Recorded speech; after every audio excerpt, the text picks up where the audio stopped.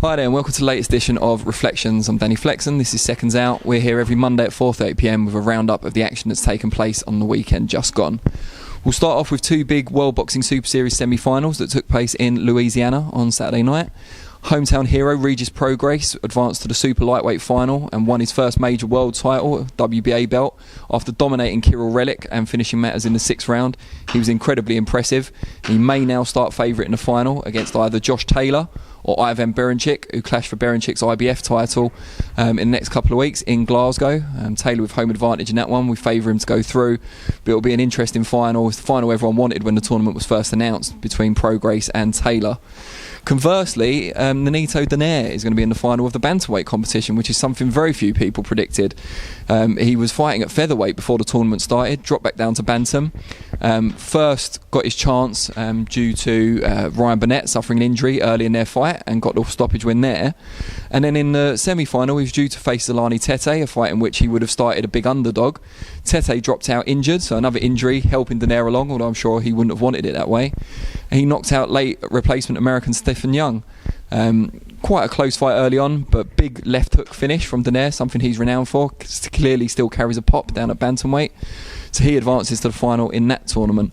So it's going to be interesting to see what happens there. I think most people would think that he'll be fighting Naoya Inoue, Japanese sensation, in the final. Can Donaire give him problems? That's assuming Inoue gets past Emmanuel Rodriguez in Glasgow in a couple of weeks' time. But that was a great night of action there in Louisiana. Also, Frank Warren had a show, UK soil, Wembley Arena. Daniel Dubois did his best to live up to the expectations of the historic venue by going toe-to-toe with Richard Lartey, Ghanaian. Lartey claimed to be 27 and his performance certainly showed that he's got a lot of fire in his belly, but still quite raw. He certainly looked a lot older than 27, especially after the fight had finished. Dubois finding the big right hand to end matters in the 4th, but still took a few shots that he probably shouldn't have. He spoke to us on the channel in a post-fight interview saying that he stopped listening to his corner at one point and that Lartey had taught him a few lessons. He's still only 21 years old. Dubois now goes on to face probably Nathan Gorman in July for the vacant British title rather than Joe Joyce, although Joe Joyce may be on the same bill and against a different opponent. We also saw the big rematch over in the US in the Forum in Inglewood, another famous venue, between Srisaket Rungvisai and Juan Francisco Estrada. Rungvisai won the first fight on a majority decision. A year later, he was largely outclassed, I think it's fair to say. It was competitive, but Rungvisai started his surge late. He fought most of the fight orthodox, which was a surprise, rather than southpaw. Turned southpaw late in the fight, but it was too little too late. Estrada was classy throughout, landed the better combinations. His footwork was great as well. And he gets well-deserved revenge. Maybe there'll be a rubber match between the two going forward. Also on that show, we saw a great super bantamweight war unification fight. As Daniel Roman, near his hometown, beat TJ Dehaney. Both gave it their all, both showed the scars of battle afterwards as well, but Roman came out on top in what was a very, very exciting fight.